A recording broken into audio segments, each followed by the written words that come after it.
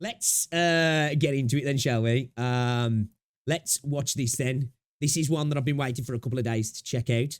I have been diving into the Arknights lore and universe the last week or so. I can't wait to play the game. I'm going to be playing it soon, Saturday. I don't know when this video is going to be up, but I'm going to be playing this the game Saturday. I've learned a little bit about the Collapsals and Sammy. Started to learn a little bit about the Seaborn, the hive mind, and the dark creatures that inhabit the world of Terra. And I'm very interested to learn about the cosmic horrors of Arknights and the Seaborn. So let's get into this one then, shall we? This is from Heidel, I think it's pronounced. Let's give it a preemptive like. And let's get ready to dive into the darkness then, shall we? Let's go. The universe of Arknights is one of the vastest ones I know. It genuinely feels like there's an endless amount of different scenarios that are available for exploration, ranging from political warfare... Oh, you know, I'll yap all day long. But my favorite among them deals with themes that seem incompatible with the vibe. I love these Bloodborne themed themed characters. Reason, they still manage to work. Let me show to you the cosmic horror of Arknights. Okay, let's go. I'm ready. I'm ready. The foundation of cosmic horror is a feeling of powerlessness in the face of something inconceivably vast and unknowable. Typically, the protagonists are just common people like you and me who have the misfortune of being faced with something that would put anyone out of their depth. Not just in cosmic horror, but pretty much every type of horror by necessity needs to induce a feeling of powerlessness. So how exactly is this achieved in a game where... That's why in horror games, typically, you have either no weapons or very little access to weapons to give you that sense of helplessness, right? You need to get something done and then you need to get away. It's not a stand and fight kind of situation, because if you stand and fight, it ain't going well. A pretty big portion of the character roster can single-handedly slay entire armies. The answer is to simply make the threat bigger, much bigger. In this video, I'll show you how this Plants vs. Zombies looking ass game has some of the most interesting and terrifying cosmic horror concepts I've ever seen. It is no news that the Arknights roster is filled with some ridiculously powerful characters, both playable and not. We go from comparatively low people who are just really cracked at fighting, all the way to fragments of living gods. All the weapons really suck, the funny thing is that some of the NPCs and bosses we face off against are even stronger than them. Back in my day, one of the hardest stages we had available was this one, WDEX8, where we face off against a boss enemy known as the Emperor's Blade, which is basically the elite of one of the nation's armies.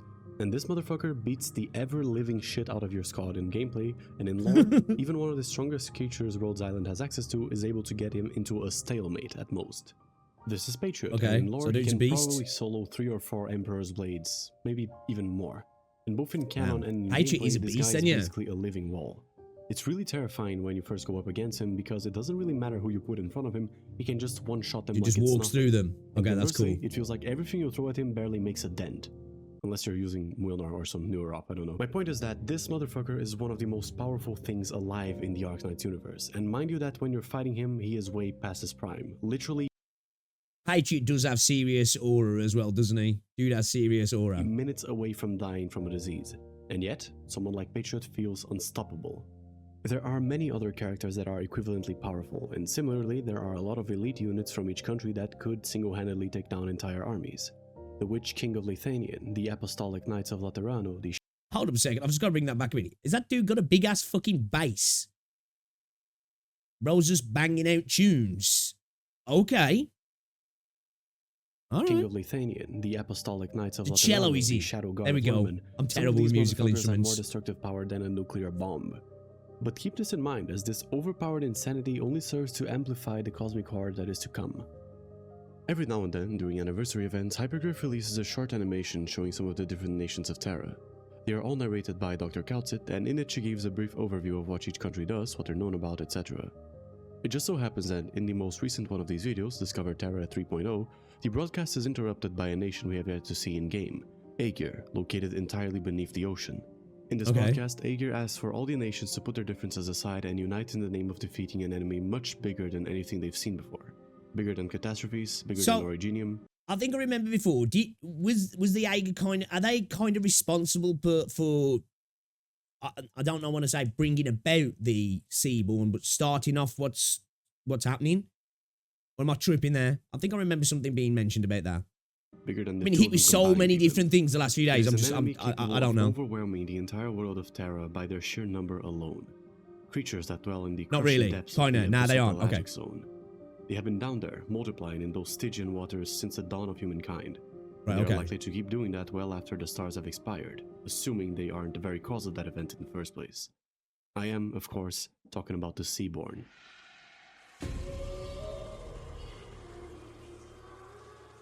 Oh, Precious little okay. is known of the Seaborn, as the very The name Doctor's fault encapsulates then, yeah? a very wide Or variety of creatures, the Doctor's ranging people. from microscopic colonies all the way to gargantuan leviathans roaming the dark oceans of Terra.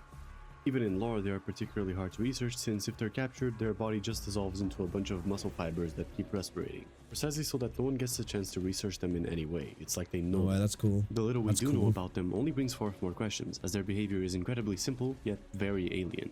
The goal of the Seaborn, much like that of any other creature lacking higher levels of reasoning, is very simple. Survive and multiply at any cost. The way they differ from Consume other and creatures is multiply. in their collective cooperative behavior, since every single Seaborn, from the microscopic to the leviathan, all act as a single entity. They are controlled by a hive mind called the Many, or We Many if you're one of them. Whether this is an actual higher consciousness shared between all the Seaborn or just some very sophisticated emergent. See, again, as somebody who loves Star Trek, I love this sort of hive mind stuff as well. You know, because when the Borg were first introduced into Star Trek, it was fucking epic. You know, resistance is futile. This sort of stuff is so fucking cool. Behavior Scary is as well, unclear. right? What is clear is that for all intents and purposes, every Seaborn Mom, we it's see me! is a part of the same creature. Though some of the most evolved Seaborn seem to possess some sense of individuality, from their point of view they are all a part of the same whole, and that gives them a pretty big leg up in comparison to the people of Terra. While the other nations are busy with their petty squabble, killing each other over political contrivances, the Seaborn are working as a single unit. Yeah. There are no fights or disagreements between them, for the same reason why your left hand They doesn't move as fight or one. disagree with your right hand.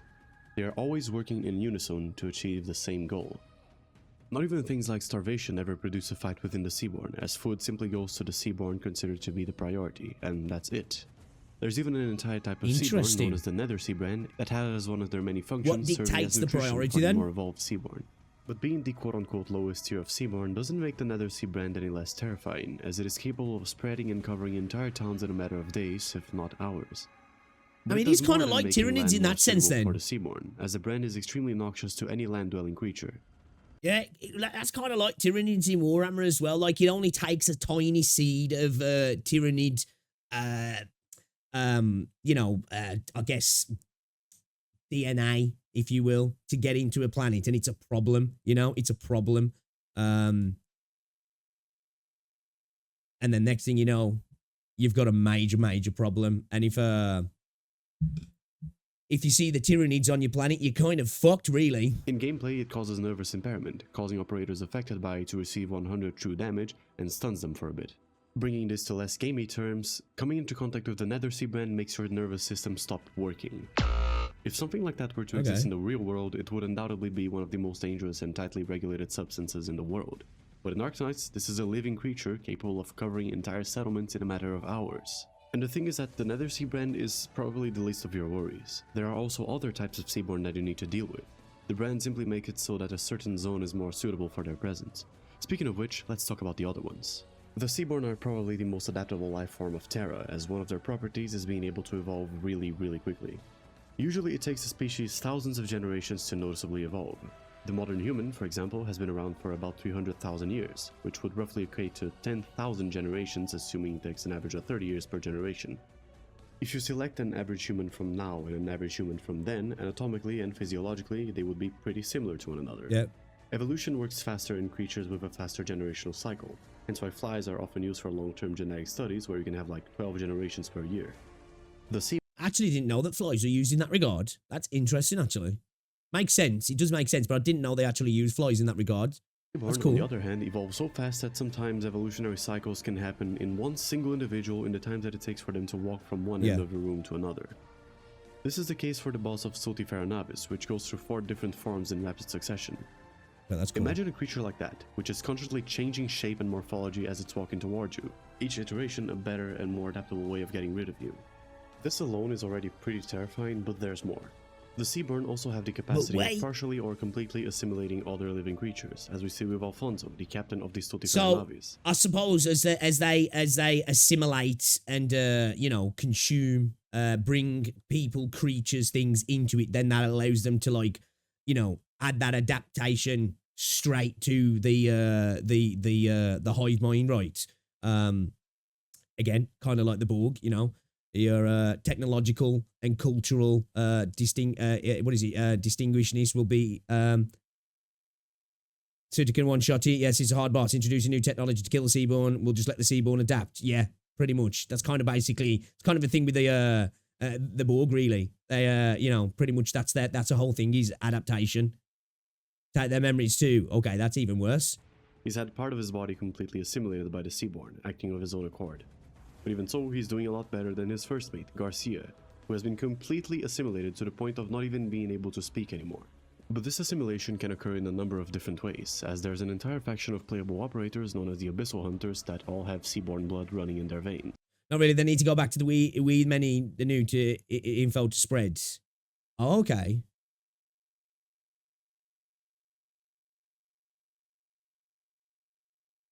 So like they take it back to like I guess like you say to a more central point, and then that can be delineated throughout the rest of the hive mind.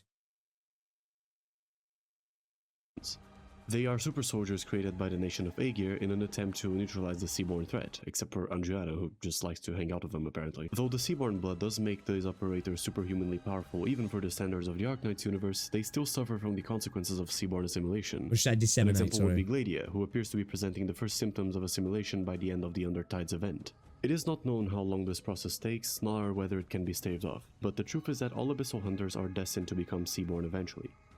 Okay. Even the actual Seaborn recognize this fact, as they consider the Abyssal Hunters as their kin and harbor no ill will towards them, despite being an entire cast of soldiers dedicated to the slaughter of their kind. But there is one person who is at the center of this conflict, one of Rhode Island's most powerful operators, Skaji. She's one of the Abyssal Hunters, more specifically the one responsible for killing one of the Seaborn gods, a leviathan known as Isharm-La, the Corrupting Heart. It is said that in the moment that Skaji dealt the coup de grace to the Leviathan, their blood fused together and Isharm-La's consciousness migrated to Skaji's body, where it remains dormant. But in a non-canon timelines, there are scenarios in which Skaji's mind is overcome with Isharm-La's influence, and if that happens, we get to witness what would happen as a consequence. Over 60 years before the events of the main story, the southeastern nation of Iberia suffered with one of the greatest would not be a good thing then, catastrophes yeah? ever seen on Terra, known as the Great Silence. Iberia had been enjoying a golden age up until the moment where they suffered with a massive seaborne invasion, quickly followed by a country-ending tsunami that annihilated their entire coastal infrastructure. All the lighthouses, ports, and settlements built over decades gone within days. Being a nation built from their maritime prowess, the Iberians have yet to recover from this catastrophe, such was the damage. Though they blamed the nation of Aegir for this event. Yeah, you'd just be afraid of the sea then, wouldn't you? Be like, right, it's probably a good time to move away from the coast now. Let's go as far inland as potentially possible. Right? Let's go find a good mountain to live on right in the middle of Terra. To even going as far as to prosecute some Aegirians living in Iberia, the truth is that this event was caused by the Seaborn. The Aegirians themselves have their culture, technology, and infrastructure entirely dedicated to fending off the Seaborn. There are multiple instances when the Aegir are said to be more technologically advanced than the nations of Terra, and yet they are still struggling to contain the Seaborn threat. Okay. To be able to send an entire nation back to the Dark Ages after just one single They're attack like the vanguard then. notes how much of a threat the Seaborn truly are. However, one of the scenarios that we explore in gameplay is the Second Silence, and it is much greater than the one that washed upon Iberia. It will come to fruition should Isharm-La's consciousness awaken in Skaji. This is what Aegir was warning the other nations about all the way in Discover Terra 3.0. An emergency broadcast pleading with the other nations to put their differences aside and unite against a greater enemy. However, in this scenario, it doesn't really matter whether they reach any consensus, as the Seaborn proved too overwhelming for the combined might of all the countries of Terra. Do like the eldritch vibes on. I opened this video talking about how the world of Arknights has some incredibly powerful characters. From the elite soldiers like the Emperor's Guards to incredibly skilled combatants like Chen or Lapland, to even genuine walk-in legends like Patriot. And it doesn't stop at that. Imagine the combined power of all the nations of Terra, the cannons of Londinium, the weapons of mass destruction from Colombia, the living gods of Lungmen, even the entire Sarka's army. Every single one of them falls to the Second Silence. The Seaborn are simply too numerous, too overwhelming. The grandest cathedral in Laterano... So as well as I should imagine as well, the fact that like they can take and infect people, I guess it's kind of like almost, again, the Borg, White Walkers, the more you throw at them, kind of like it's zombies in a sense, the more people you throw at them, you're kind of just bolstering their numbers, right, as well. You know, they just, you throw soldiers at them, they get, you know, consumed, infected, taken over, whatever, and then they just, you know, their numbers just get bigger and bigger and bigger and bigger, like, and the swell just continues kind of thing, yeah. The tallest mountain of Kijarag, the biggest skyscraper in Lungmen, all unceremoniously swallowed by the Great Wave. Covered in the Nether Sea. More food. Whatever survived will either perish to the Seaborn or join them through assimilation. And I think this scenario is the perfect encapsulation of cosmic horror in Arknights. To think that even seemingly unstoppable forces fall in the presence of something so overwhelming. The horror works best when whoever is experiencing it is forcibly put in a situation of powerlessness. This goes doubly so for cosmic horror. But the approach taken by Funny thing is, the Seaborn fear the Doctor, do they? Arknights is not to take away the power from the characters, but to simply make the threat they're facing unfathomably big. Doctor. Consider Skaji, who's technically the protagonist of all these stories involving the Abyssal Hunters and the Seaborn. Let me read a few excerpts from her files. Okay. Skaji excels in fighting large masses of enemies, but also tends to cause excessive property damage. This includes wrecked buildings, collateral fences, damage, yeah. and once collapsing an entire fort. Mind you that the only weapon she uses is a greatsword. This is our protagonist, and even though she's insanely strong, both Gladia and Opianas are shown to be more powerful than her. Considering this, and See, that's what I love. I know, like, the Doctor's kind of like the, I guess, I suppose, like, you, in a sense, right? This is, like, what I was saying that, like, I want from my worlds is I don't always want the protagonist, the MC, whoever you are, like, the story is focusing through for either that particular thing or the entirety of the game to be the ultimate power all the time. Even if, like, you know, they do become that eventually, or you win through whatever means, it's cool to have other people in the universe, other characters to just dwarf you in power, you know? I think it just adds so much. And then you can have that, like, again, it's a little bit cliche, but, like, you know, the progress of, you know, trying to meet them as well. It gives you real threats to encounter also. And getting to see just powerful beings fight each other that you are not, I think sometimes is a really cool thing to have as well. all the other unbelievably powerful people of Terra. A Gojo moment, yeah, for real. How overwhelming must the Seaborn be to be able to destroy the entire planet? In the second ending of Integrated Strategies 3, Mizuki and the Kailua Arbor, the entire planet has succumbed to the oceanic apocalypse. The Doctor canonically can't even throw rocks. That's one thing I like about Zenly Zone Zero as well. You know, as the proxy, whether you're Bell or Wise, if you chose Wise, I don't know why you did that. If you're Bell, you know, you're just basically a normal human. You're a meat sack who's really good with computers and is a little bit tech savvy. And you're surrounded by, you know, when you put into the hollows as Bell, you're useless. You know what I mean? But you're surrounded by this team and group of, like, insanely powerful people. I like that. I like that. It's better than just being the, like, the chosen one, if you will. The Doctor being the only survival. The entire world fell to the Seaborn under the leadership of Ishar Moat piloting Scotty's body. We don't really get to see too much of what this apocalypse would look like, but before ending the video, I'd like to invite you to go check out a comic by Xero on Pixiv that illustrates what became of the Doctor in the first 30 days after the Second Silence. I'll leave both the link to it, as well as one really good comic that I found in the description. Okay, Arknights is not a horror game, as you can probably tell by the gameplay, but it genuinely has some of the most varied and interesting lore of any game I've ever seen. If you're watching this, odds are that you probably already saw my previous video on Arknights I made. I agree with that. I haven't even played the game yet, and this has got insane lore, insane world building, a lot more variety than the typical gacha game, at least anyway. Almost a year ago. This cosmic horror story is just one of the many scenarios the game explores. I should read it, yeah. Inevitably, when the new Abyssal Hunter event drops, there's a good chance that the information in this video will need a bit of revision, things to add, corrections, etc. Should this happen, I'm thinking of making a whole-ass documentary of the entire lore of Arknights, including the Seaborn. Something Vadi Vidya styled, if you know him. But that is a problem for future me. I know that he's talking shit about the present me, so I'm going out of my way to make his life harder. Hopefully by then, he will have had the time to mourn his wallet. Okay, that's a really good video. If you watched to this part, you are probably an OG, so I have an announcement to make. Alright, let's go. I am in the process of making a Discord server for the community, and sometime in the next week I will post a video that will contain an invite that lasts for 24 hours. I'm doing it this way because I only ever use Discord to play with the boys and I have no experience managing a server whatsoever. I'm gonna let a few people in to test the waters, and in the future, after I have a mod or two, I'm going to open it to more people. So yeah, if you're interested, keep an eye out for that. But if you're not, good, because I don't really want too many people in this first batch. But yeah, see you later, bros. Alright, great video. That was a really good video, actually. Dude, I absolutely love the idea of the collapsals and the Seaborn. I think there might potentially be like two of my favorite things in the universe. You know, they're really, really interesting, incredibly cool. Again, there's like similarities to some of my favorite things in other IPs. You know, things like the Flood in Halo. You know, obviously the Borg. You know, Tyranids, Chaos, that sort of stuff.